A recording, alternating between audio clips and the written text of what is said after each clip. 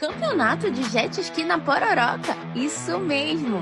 São Domingos do Capim entrou para a história em 2025 ao sediar o primeiro campeonato de jet ski nas águas da famosa Pororoca, reunindo os competidores de todo o Pará e até de outros estados, além dos próprios nativos da cidade. O evento trouxe adrenalina e emoção para as margens do Rio Capim. O campeonato contou com várias categorias, promovendo a diversidade e o talento dos atletas em meio à força da Pororoca. Foram 2 dias de muita velocidade de disputa.